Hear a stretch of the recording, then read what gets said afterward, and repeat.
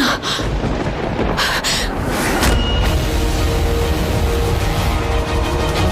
তুই যাস না ইরাবতী।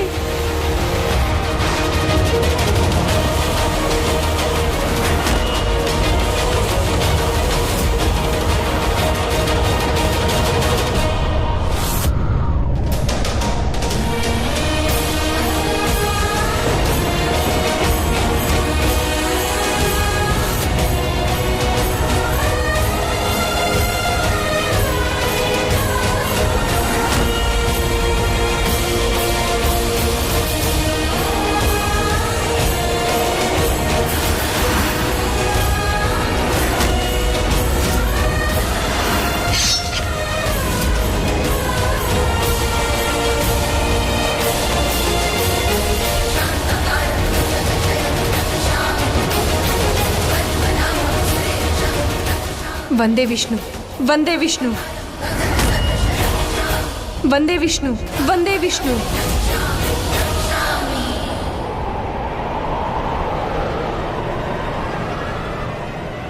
बचाओ, बचाओ। वंदे विष्णु, वंदे विष्णु। दाঁড়াও।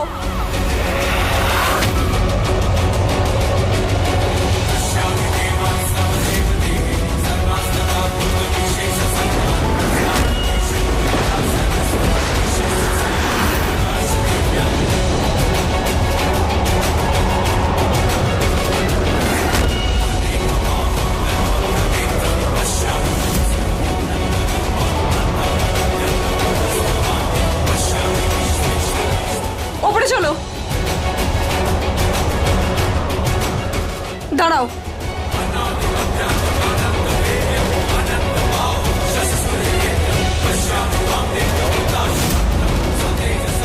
ওপরে।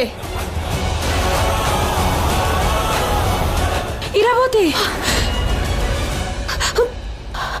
এটা কি হলো? কি হলো এটা? আর ওই মায়াবী অস্ত্র আমি পেলাম না কেন? ওই মেয়েটাকে তো আমি খাদে ফেলে দিয়েছি। এত উঁচু থেকে পড়েও বাঁচতে পারবে না। ওই মেয়েটা তো বাঁচবে না, তাহলে অস্ত্রটা কেন পেলাম না? আমি তোকে বারণ করেছিলাম। মা, মা, মা, মা, তোমার কি হয়েছে? মা, তুমি ঠিক আছো তো? মা, কিছুক্ষণ আগে আকাশে আমি ওই মায়াবী অস্ত্রের মতো আলো দেখতে পাই। ওটা কি ছিল? আর আর তুমি আঘাত পেলে কি করে? ওই অস্ত্র আমাকে যে তুকতাক করা হয়েছে সেটা নষ্ট করতে এসেছিল। এত পুজো করার পরে এসেছিল ধীর। ওই মেয়েটা আমার উপর যে তুকতাক করেছিল, আজ সেটা নষ্ট হতো। ওই অস্ত্র আমি হাতে পাওয়ার আগেই ওই মেয়েটা চন্দ্রকান্তা মাঝে চলে এলো। আমাকে অস্ত্রটা নিতে দিল না, আবার আঘাতও করলো ধীর। ধীর, মা, এই কথাটা তুমি আগে কেন বলনি? যে তুকতাক কাটানোর জন্য তুমি ওই মায়াবী অস্ত্রের পুজো করবে, আর তার জন্য তুমি চন্দ্রকান্তাকে এখানে নিয়ে আসবে, তাহলে আমিও তোমাদের সঙ্গে আসতাম, আর যে কোনো উপায়ে, যেভাবেই হোক, ওই অস্ত্র আমি তোমাকে দিতাম। কোথায় চন্দ্রকান্তা? কোথায়? চলে গেছে। আমাকে সুস্থ না করেই চলে গেছে। চলে গেছে? তার মানে এতদিন আমি যা করলাম সব ব্যর্থ হয়ে গেল?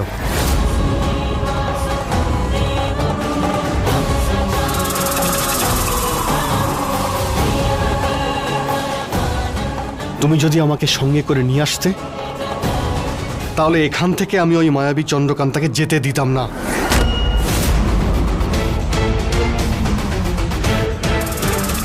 ধীর কিভাবে জানলো যে আমি মায়া কুমারী? আমি তো নিজেই কিছুক্ষণ আগে জানতে পারলাম যে আমি মায়াবিদ্যা জানি। ভদ্রামা, আপনি জানেন না কত কষ্ট করে আমি সূর্যঘরে গিয়েছিলাম। তারপর অনেক চেষ্টা করে আমি চন্দ্রকান্তাকে খুঁজে বের করি, ওর সঙ্গে ভালোবাসার অভিনয় করি, আর ওকে বোঝানোর জন্য আমি আমার মায়ের বিরুদ্ধে যাই, ওর সঙ্গে মিথ্যে বিয়ে করি, একজন ভালো স্বামী হওয়ার অভিনয় করি, আমার মায়ের জন্য ওকে বিজয়গড়ে নিয়ে আসি। ভালোবাসার নাটক করলাম, কিন্তু সব ব্যর্থ হলো, সব ব্যর্থ। শত্রু রাজ্যের মেয়েকে এখানে নিয়ে আসি এত কষ্ট করে, আর যেই কাজের জন্য এখানে নিয়ে এলাম, সেই কাজের যখন সময় হলো ও চলে গেল। ও ও আমাকে আঘাত করেছে, তার থেকে বাঁচার জন্য আমি ওকে আঘাত করেছি, কিন্তু তারপরেও আমি অস্ত্রটা নিতে পারিনি। আর ও জানলা দিয়ে উড়ে বাইরে চলে গেল।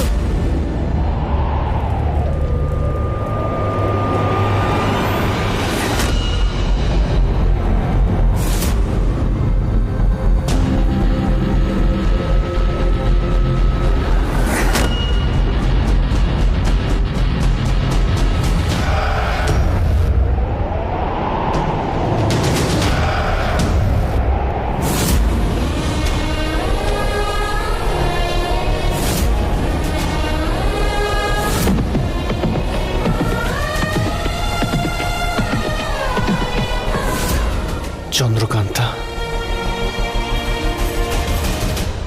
কি হয়েছে ধীর? তুমি এত দুশ্চিন্তা করছো কেন? তোমার মা মরতে মরতে বেঁচে গেছে সেই চিন্তা করছো, নাকি ওই চন্দ্রকান্তা মরে গেছে কিনা সেটা না, মা। ভাবছো? ও বাঁচুক বা মরুক তাতে কিচ্ছু যায় আসে না আমার। যে তোমার শত্রু সে আমারও শত্রু। আমি তো শুধু এটা ভাবছিলাম যে যদি যদি তোমার এই পুজোটা সফল হতো আর এই টুকটাকটা কেটে যেত, তুমি ঠিক হয়ে যেতে। মা, তোমার অবস্থা খুবই খারাপ। চলো আমি তোমাকে মহলে নিয়ে যাই।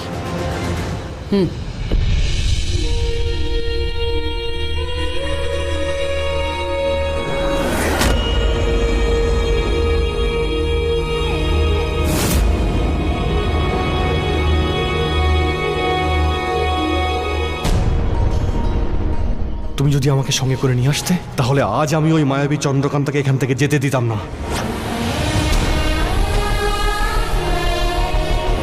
কত কষ্ট করে আমি সূর্যগড়ে গিয়েছিলাম, তারপর অনেক কষ্ট করে আমি চন্দ্রকান্তাকে খুঁজে বের করি, ওর সঙ্গে ভালোবাসার অভিনয় করি, ওকে দেখানোর জন্য আমি আমার মায়ের বিরুদ্ধে যাই, ওর সঙ্গে মিথ্যে বিয়ে করি, একজন ভালো স্বামী হওয়ার অভিনয় করি। আর যেই কাজের জন্য এখানে নিয়ে এলাম, সেই কাজের যখন সময় হলো ও চলে গেল।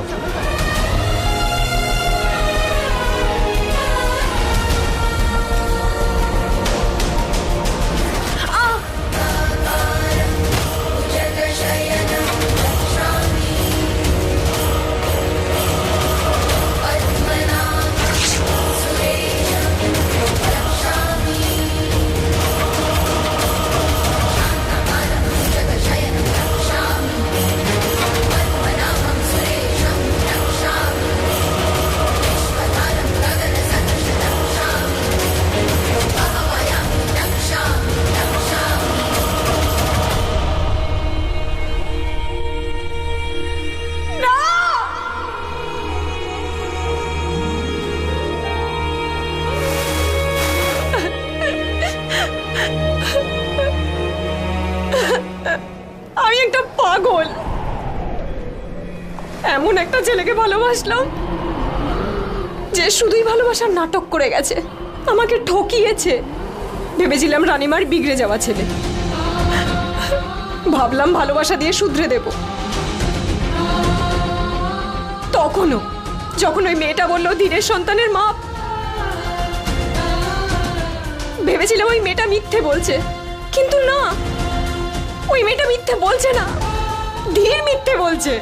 ও সবসময় ঠকিয়েছে আমাকে, সেই প্রথম দিন থেকে মিথ্যে বলেছে, ঠকিয়েছে, ও ছলনা করেছে।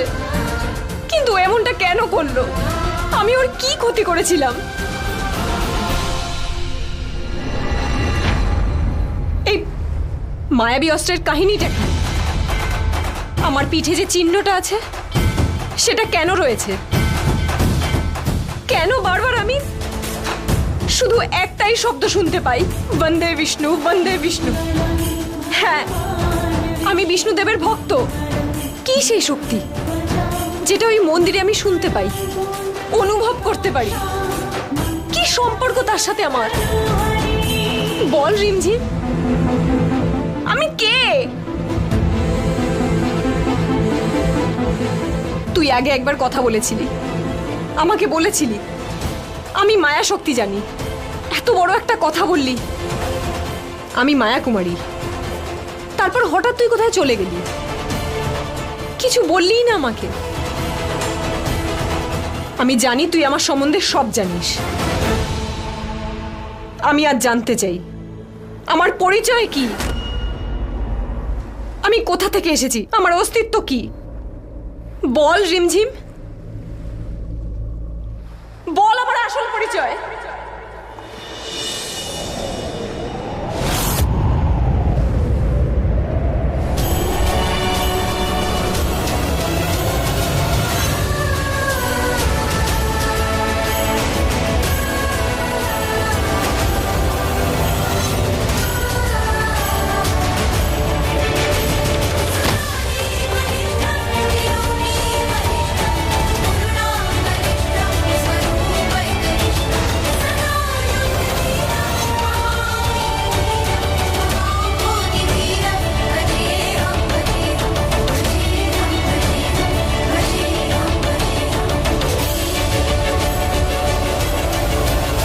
চাঁদের 16 কলায় পরিপূর্ণ এই মুখ, আজ থেকে এর নাম চন্দ্রকান্তা।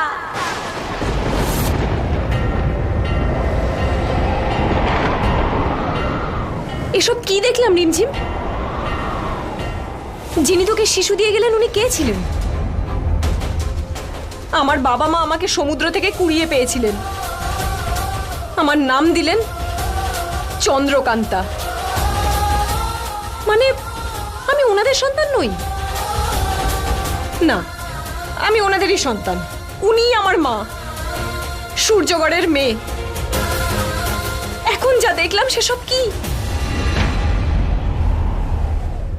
রিমঝিম, আমি জানতে চাই আমি কে, কোথা থেকে এসেছি, আমার পরিচয় কি, কে জন্ম দিয়েছেন আমায়? আমি জানতে চাই রিমঝিম, আমাকে বল।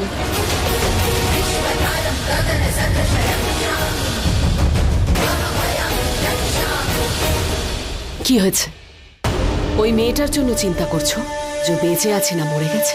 না মা, তোমার জন্য চিন্তা করছি। ভাবছি চন্দ্রকান্তাকে যদি একবার পেতাম তাহলে আমি কি করতে তুমি? ওকে উচিত শিক্ষা দিতাম,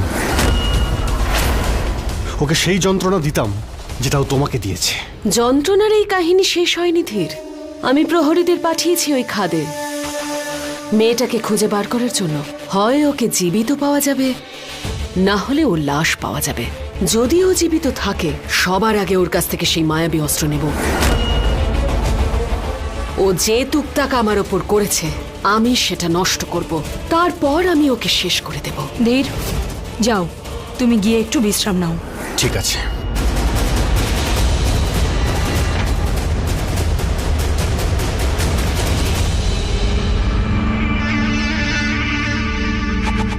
আপনারাও যান।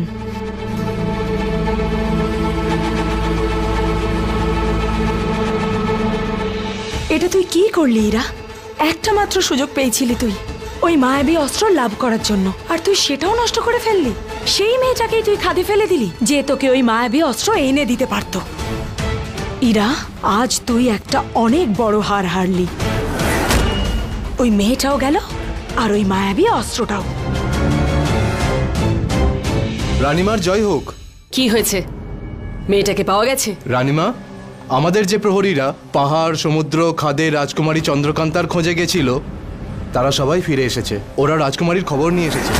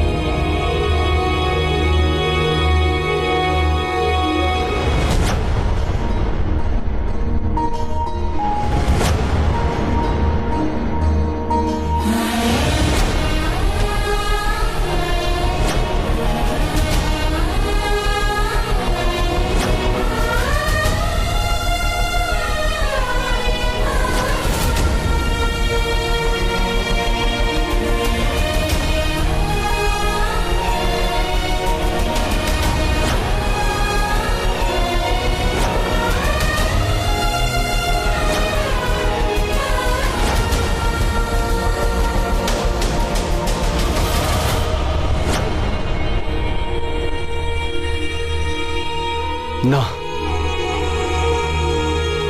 না, যে আমার মায়ের শত্রু সে আমারও শত্রু। তাহলে আমার শত্রুর কথা কেন মনে পড়ছে? আমার কেন এরকম মনে হচ্ছে যে যে ওকে ছাড়া আমি বাঁচতে পারবো না? কেন? ধীর,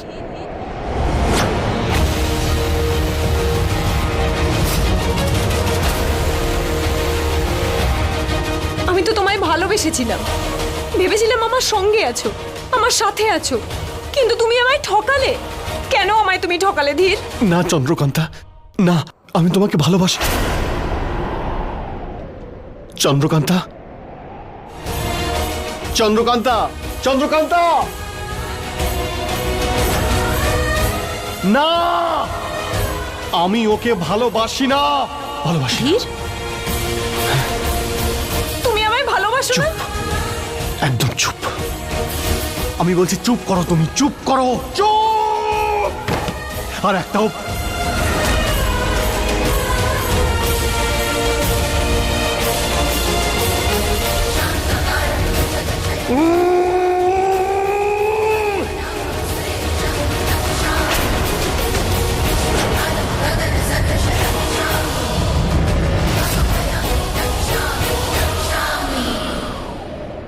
কি হলো, মেয়েটাকে পেলে? না রানীমা, ওকে পাওয়া যায়নি।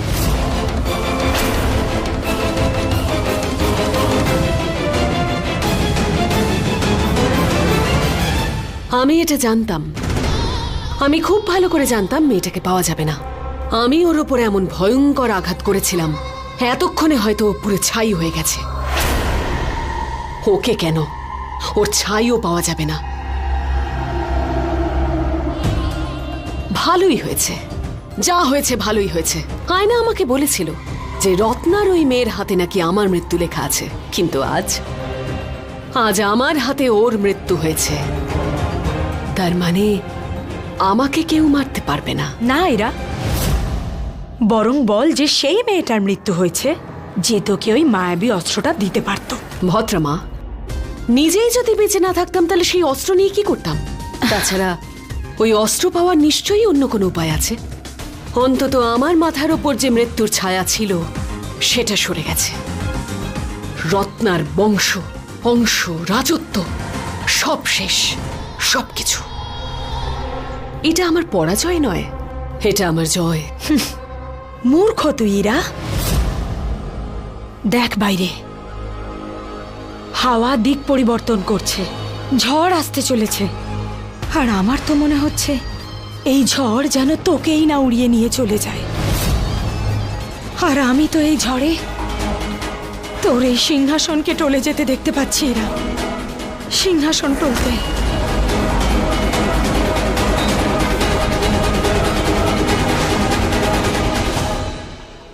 ভদ্রমা, এই সিংহাসন আপনি আমায় দিয়েছিলেন। বিজয়গড় আর রত্নাকে আক্রমণ করার আগে আপনি আমায় আশীর্বাদ করেছিলেন, যতক্ষণ আপনি আমার সঙ্গে আছেন কেউ আমার কোনো ক্ষতি করতে পারবে না। কেউ না, একজনই ছিল, সেও মারা গেছে। রত্নার সেই মেয়ে মারা গেছে। এবার সবাইকে জানিয়ে দিতে হবে যে ও আর বেঁচে নেই। একদিকে বিজয়গড় তার রাজকুমারীর মৃত্যুতে শোক পালন করবে, আর অন্যদিকে আমি যে নতুন করে জীবন ফিরে পেলাম তার জন্য উৎসব পালন করব।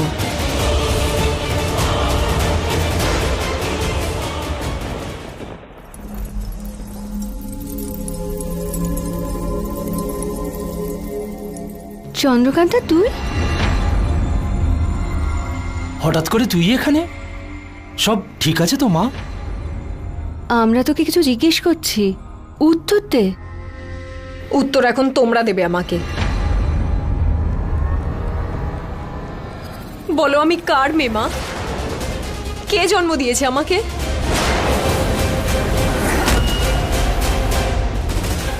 বাবা?